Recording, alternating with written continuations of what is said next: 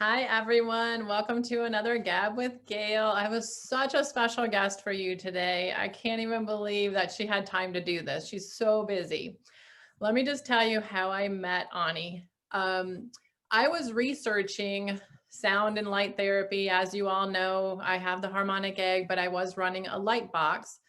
That was the previous technology. And just researching online, I found this lady named Sherry Edwards. I didn't really resonate with her. She seemed kind of egotistical, kind of just not my thing. And so I thought there's got to be some other people out here doing this kind of work and that I would resonate with. So I stumbled across a Gaia TV interview with Regina Meredith and Ani Williams, and I'm like, that's her. That's who I want to talk to. That's who I want to learn from. She's amazing. So, and I got my little notes here so I don't forget anything because there's a lot. So I contacted you to make a voice analysis appointment and I was blown away. Oh my gosh, that you can even do this over the computer was amazing. And you totally nailed me, the Scorpio, because what I feel like you've done is you've taken Sherry Edwards' work to another level. And that's what I realized. There was something missing when I listened to her and her work. There was something missing. And you brought in the whole birth charts and what tones were, missing on the planet when you came into being. And I'm going to give you a chance to talk if I'm screwing this up, but No, you're so great. then I was like, okay, I've got to take her class. Well, I know you're going to talk about your online classes now because of COVID and you live in France and you kind of go back and forth. But I was able to go to an in-person class maybe 3 years ago in Sedona, was brilliant. Oh my gosh, I could have listened to you just play the harp all day. I love your music. It's just so inspiring. The one funny story that I still laugh about is, do you remember you took a whole group of women to Whole Foods to pick out a lunch?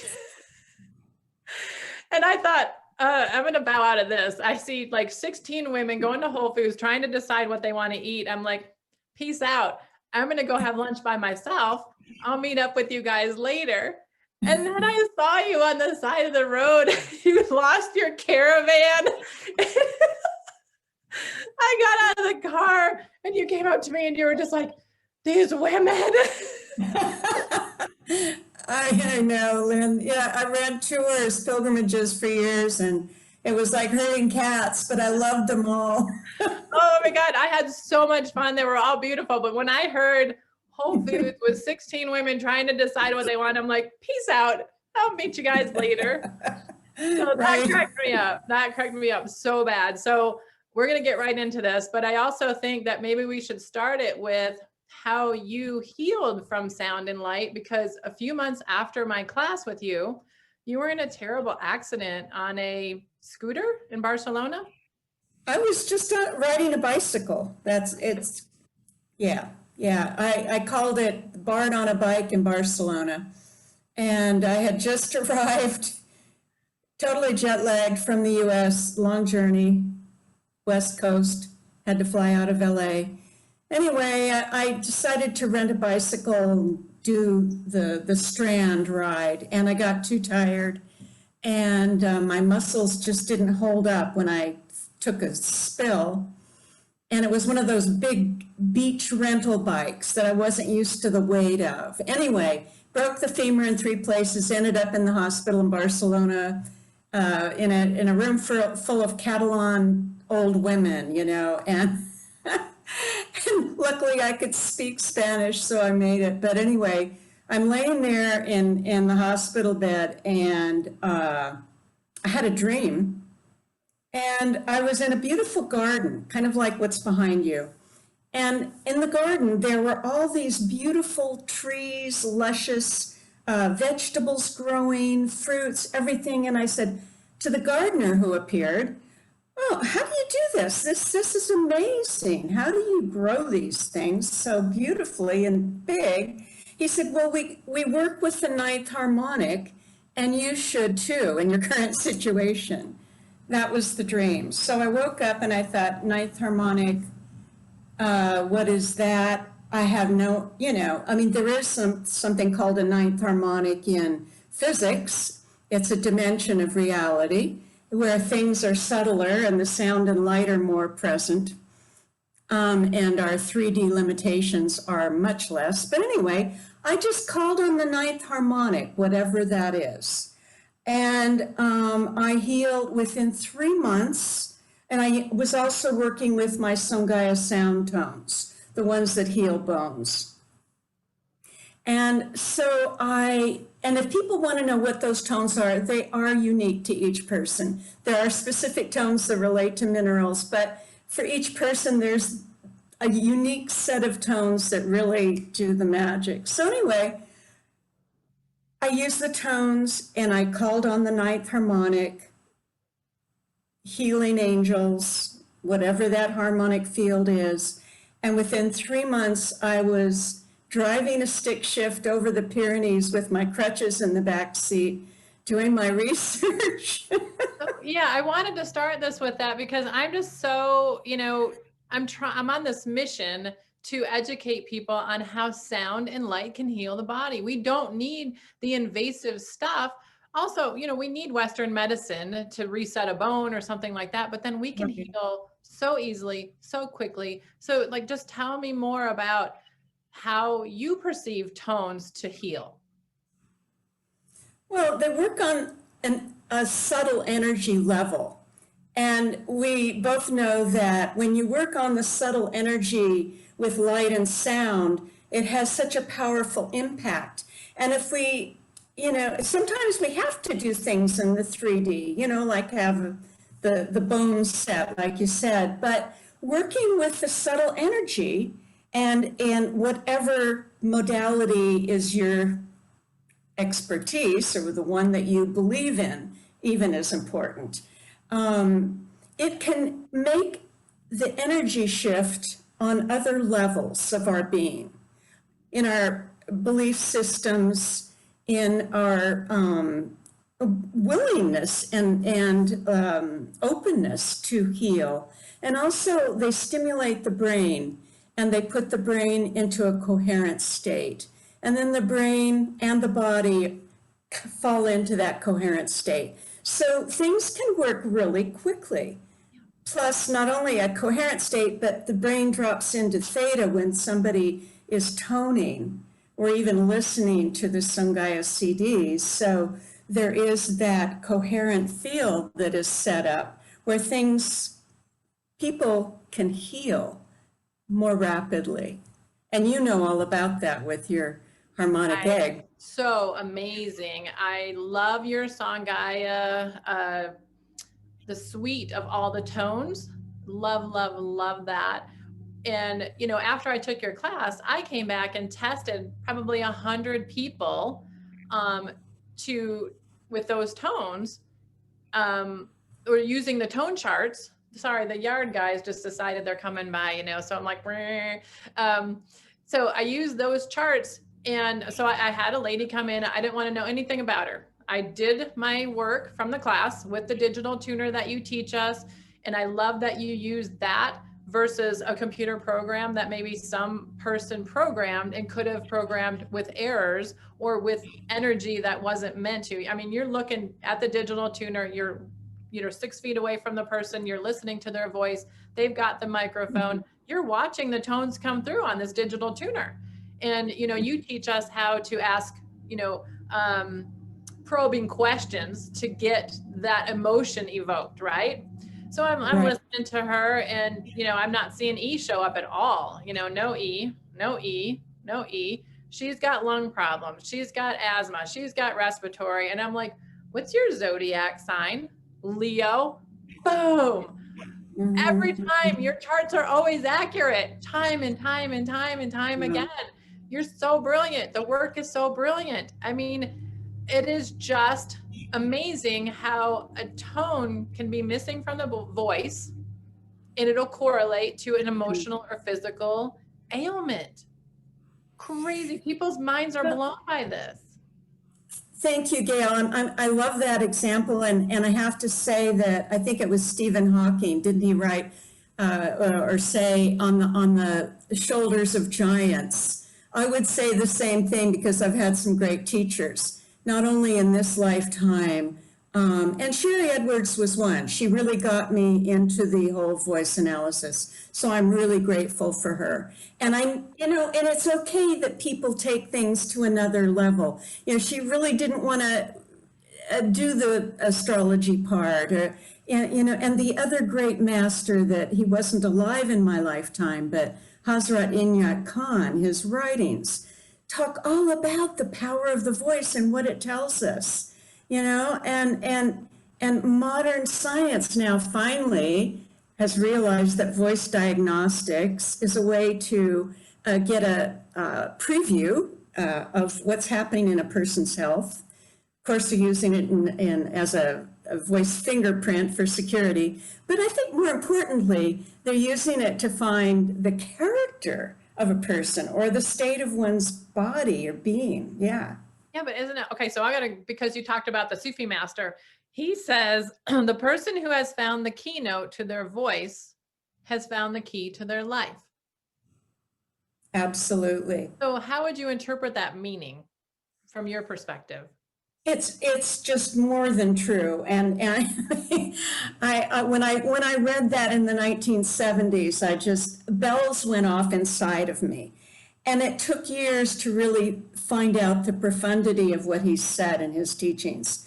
So basically, everybody has a sound pattern that they come in with, basic sound pattern. Of course, it can change, and that's the whole wish. And working with people is to get them singing with all the possible frequencies. But every person has a unique voice and sound print, a soul sound print that can be read in the voice. So when we find those sound keys, and it can be just one or it can be three, it depends on the person. When we find the right tones for a person, those key tones, they light up. They all of a sudden become more at home in themselves. The health starts turning around and coming into alignment. What I've found really interesting is so often it's not just health issues or physical, it's energetic shifts. They become more clear about what their life purpose is. Their direction, which way do I go now? Many times people come for the analysis when they're at a crossroads. So the clarity in the mind and the soul becomes more acute. And then the creativity often increases, multiple times. All of a sudden people are manifesting that book they wanted to write or that music or whatever. It's just so exciting. And I know you find this with your people. Oh my gosh. To see the shifts. I feel like that we're replenishing tones in the egg. And what I've learned from you is let's hire musicians to create a piece in the tone of G. Let's hire musicians to create a piece in the tone of A, so that we're getting that. They're using different instruments in different tones. But I wanted to go back to something we can change, we can shift. And some of this I think is genetic in the relevance of you come in, your mom maybe had a lot of heavy metals in her liver. That passed through the placenta barrier.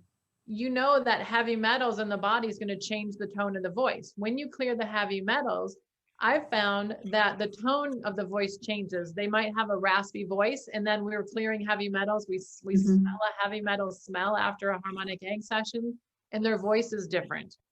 So I wonder if, some of that genetic stuff's coming over, that the heavy metals pass through the placenta barrier. They're in the baby's liver. We grow up with those old metals in the liver. What do you think about that?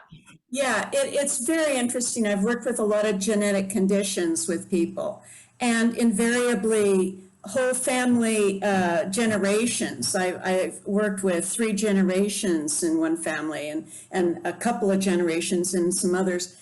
And the same notes will be dropping out that relate to the same issue, like copper deficiency and skin elasticity and so forth, or asthma, bronchitis, and even, any kind of like emphysema with the E missing.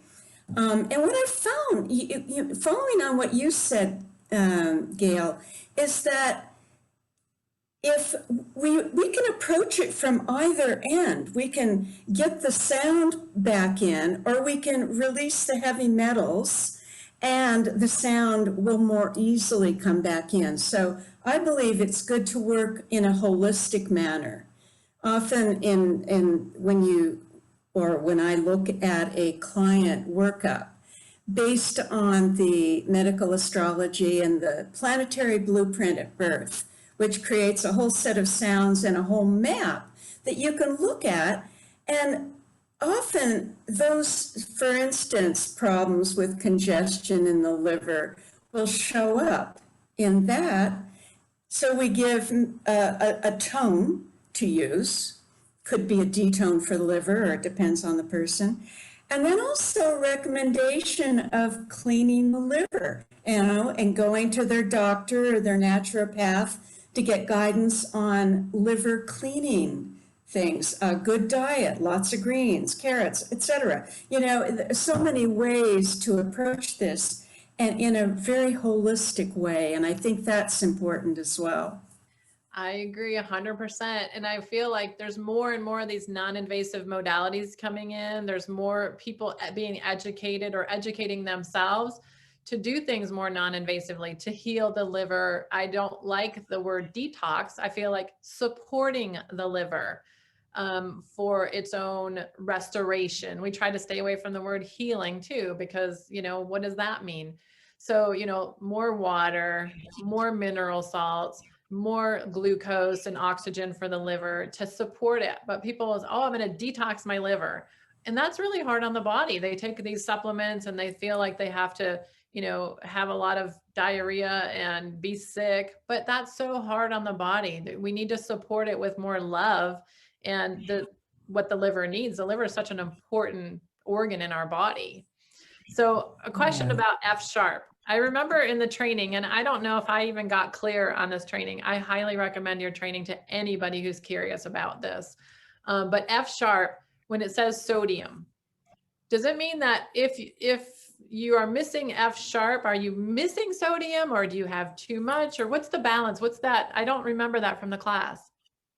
Really good question. And it can mean either one. And that's why I like to work with actually the medical tools that are available. Like if the person has a blood workup to confirm whether there's too much salt or not enough. I think that's really important, actually, to not really discount the medical tools that are available to us, because they're getting closer and closer to the non-invasive modalities, which is really great. So I would say in that case, if a person had a F sharp missing, I would ask them if they had any issues with sodium balance or water retention, perhaps, or not drinking enough water. I mean, it can be all sorts of things. And those lists that I put together of correlations are just really starting points and suggestions, because as you know, everyone is so unique. I'm working with 2 separate doctors right now that have created their own periodic table of elements, because they found that the original periodic table of elements was missing some things, that it wasn't exactly accurate. And I was trying to figure out, how do I use the periodic table of elements to create music and waveforms in the harmonic egg to help people to replenish their minerals using sound and light. And every time I looked at the periodic table of elements straight up that we learned in school, it was so repelling. I was like, why am I not wanting to just really dive into this? So then I find out that Walter Russell had some, work on the octaves periodic table of elements. And there's another gentleman by the name of Brian Anderson. He's got a periodic table of elements, almost in a Fibonacci kind of sequence. and Mm. Dr. Ulrey, Minerals for the Genetic Code book was written about his work. So I'm working with these doctors and I'm trying to find what is the secret, what is the key that I need to unlock that we can replenish our minerals with the colors and with foods that we eat, and are the foods, like say B vitamins are replenished with reds and oranges. Does that mean all red and orange foods have those B vitamins? And I know everybody's Yeah. body's different, but it's like, I'm just being an engineer now and a scientist and a researcher, and I'm just geeking out on this. Yeah, it's such a complex question and issue because, going back to the 1970s, I was focusing more, it was before I was doing the sound work, and I was focusing more on organic, bio, dynamic gardening and huge gardens and starting farmers markets and things. And looking at some of the old pioneers that were talking about our soil and how important it is and for the minerals and the nutrients in the soil. So, I think we have to approach this whole issue about therapy and becoming whole and integrated from from the ground up. And how are we living? What is our environment? What are the sounds that we're hearing every day? And what is the environment, True. around us? Like you said, we're surrounded by all these tones every day. But the stress in our life is depleting. So that's where I fall short. I don't deal with stress very well. I worry about too many things and I'm really trying, but I know I deplete myself. And so what would you say would be like, what do you do on a daily basis for replenishing your sounds, and how do you do that? Because I know our depleted soils, we're not getting the nutrients. There's so Yeah, much. well, I mean, so many things I do. It's a whole way of life. I eat organic, I eat healthy, really concentrated, green drinks every day. I use a lot of herbal tinctures and I grow some of my own things. And then I'm in nature every day. I think what we look at, like if I'm working on the computer, I always go outside periodically, every hour if I can. I use my sounds every day. People that aren't musically inclined can put on a CD and hum along. It's so simple. And if a person can hum every day, and especially if they know what sounds they need, and use those specific tones as a daily tune-up, the stress just melts away. Well, and you teach in your class about the pitch pipe, how to replenish the sounds with the pitch pipe. But Oh, really, really, not to sorry, it's not to replenish, it's to identify your tone that you need, and it as a reminder, yeah. so you can hear it with your own voice then and feel it. Okay, interesting, interesting. That's, yeah, that I don't think I got that from the class. I thought it was helping you to replenish it somehow. Um, No. that's cool. It's a little tool that you can put in your pocket once you know what tone you need. Some people, if they hear the Songaya sound recording, for instance, or if there's another modality they're using, and if they're traveling or walking in nature and they can't really be with the technology at that moment, or even if they're not identifying the exact frequency that they need by listening to the recording, because some people have a harder time identifying frequencies. So in that case, I recommend just getting the pitch pipe out and sounding the tone that is needed, for instance, a B or a C or an F, whatever, and then you can hum that tone. Love it. I love it. And I love what you said. People need to be out in nature every day. And my horse is God sent for me because it makes me get out and ground and be in the sunlight, go get my hands dirty Yeah. every single day, because we sit in these, in our houses in front of computers, we're being depleted by, whatever it is, that's the blue light, the radiation, the this, or that. It's so important to get out in nature. So I love that you do that. Um, I'm looking at my notes really quick. I want you to talk about your online course because I know you're doing online now, and I want you to talk about this. And how are you doing it online? Well, actually, I'm only doing the Zoom sessions, the voice analysis sessions Okay. online. But what we did in Sedona is we recorded 30, 40, 50 hours. I don't even know how much it is because I'm just in the process of editing right now. We filmed a live class, a 3-day class in Sedona, plus hours and hours of extra footage. And we're putting together a series of online classes. There'll be little pods of 30 minutes or an hour. I'm not sure yet. And sometime in the autumn this year, I'll announce when it's going live. And because it's quite a process to put together. But it'll be online, it'll be a lot less expensive for people. And a whole lot easier to travel with this whole COVID restriction thing. And it'll be really available for more people around the world to make use of this technology, which is so exciting. I'm just, every client, I had a client this week and it was one of those, when you get the situation where you find the keynote that just goes back to genetic and an 11-year chronic condition that they've suffered from relentlessly. And bingo, there's that key that comes up in the voice, missing in the voice, but also confirmed by during the session what the person talks about that's most important to them. And all of a sudden, the missing tone arises for the first time.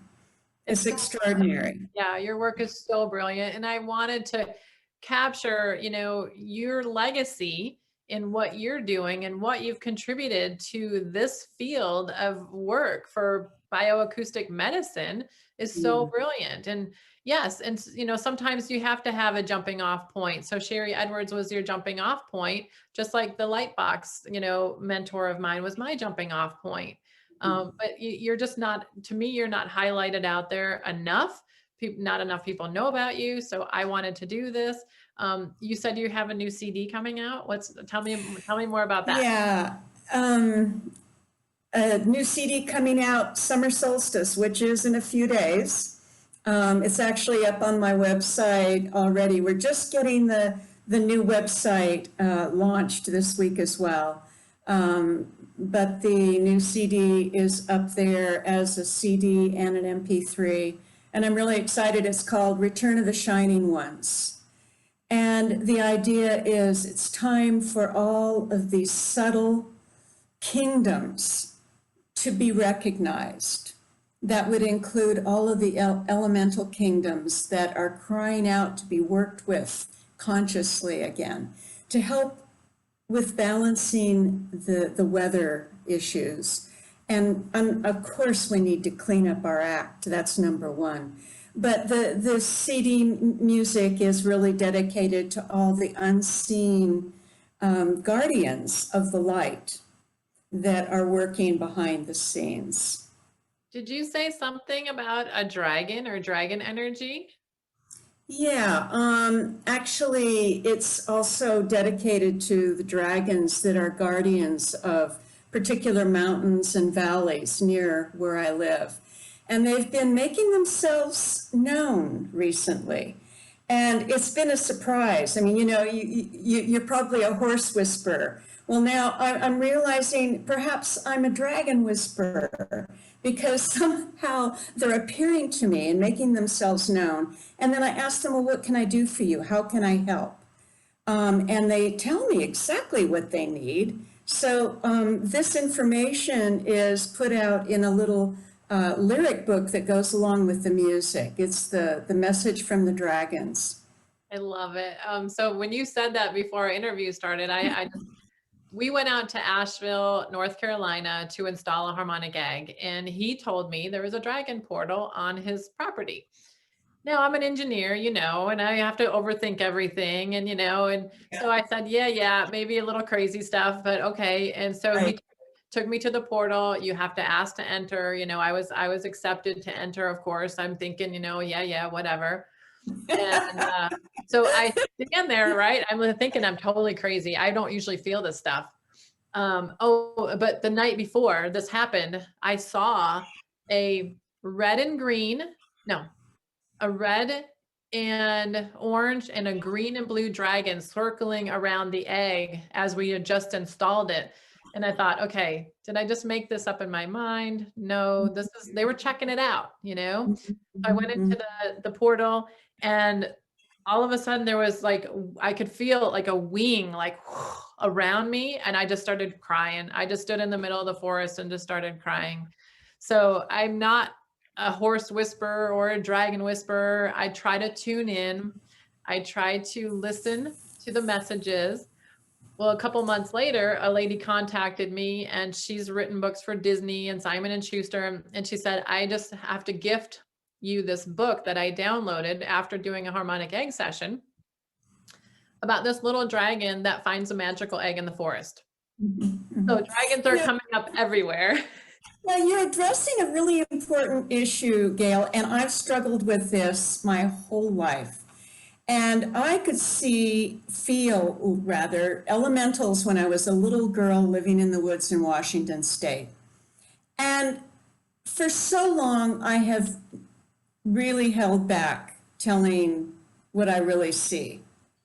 And I would say I've been jaded by living in Sedona for 40 years because there are so many wannabe sound masters, they call themselves masters, whatever. And a lot of it's real, and so I had a hard time sifting through the real grounded stuff and then what was kind of in people's imaginations. And I figured everybody would think all this stuff was in my imagination, which it might be. I mean, consciousness, what is the imaginal realm? We can create it. So for me, in my world, they're giving me songs, and I receive the songs and I share them with people. Who knows? Everything's possible. Everything's possible. We create our own reality. And I'm listening to a book right now. It's an old book by Napoleon Hill that he wrote in the 1930s. It's called Outwitting the Devil. So his wife wouldn't let him put it out. Now that he put it out, he talks about, now it makes sense. Think and grow rich makes sense to me now. Most people are drifters. They don't think for themselves. Everybody else, the media is thinking for them. People are thinking for them. People are telling them what to think. So Think and Grow Rich just got a whole new meaning for me. But this book came out, and now it's the right timing. His wife has passed away, so they were able to put it out. But oh my gosh, he talks about how the mind works and how we can create our own reality. And if we think something negative, guess what? We attract something negative.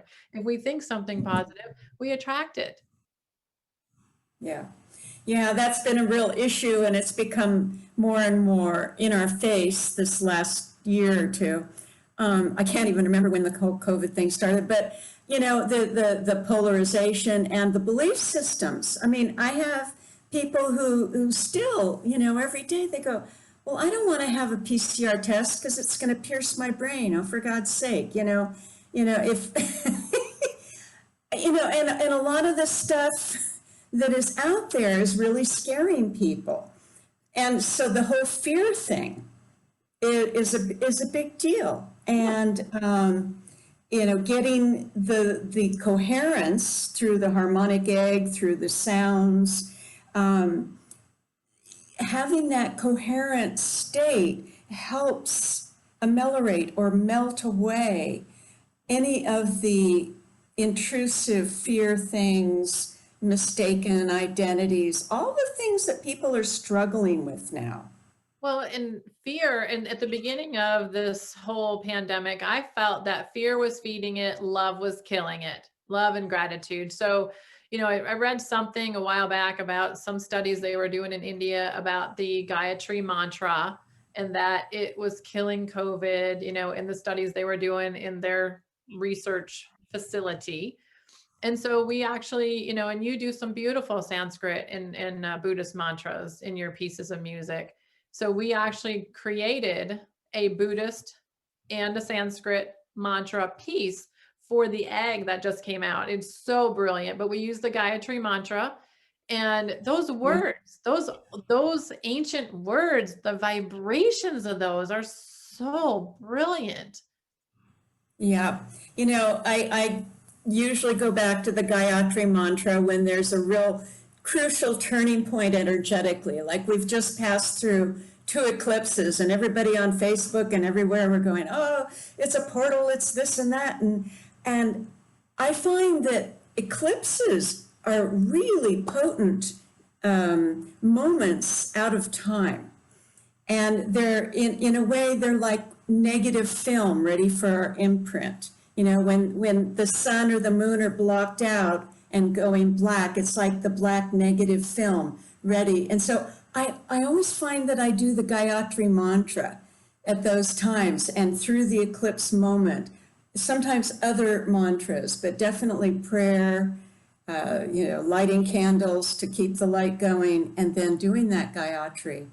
Yeah, It's I so apparently powerful. said it wrong. Gayatri. I said Gayatri. No, it's My both. I Michigan mean, accent. I could be wrong, but congratulations, however you say it. I love it. I love it. Congratulations. I Yeah. am loving that. Well, at first for a while, I didn't want to put any kind of words in the egg because I felt like there's some generations that feel like you're subliminally, easy for me to say, trying to brainwash them. And I was respecting that. So I kept it to mostly instrumentals.